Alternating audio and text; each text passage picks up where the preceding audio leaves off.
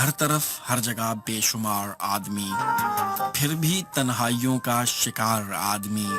सुबह से शाम तक बोझ ढोता हुआ, अपनी ही लाश का खुद जिम्मेदार आदमी।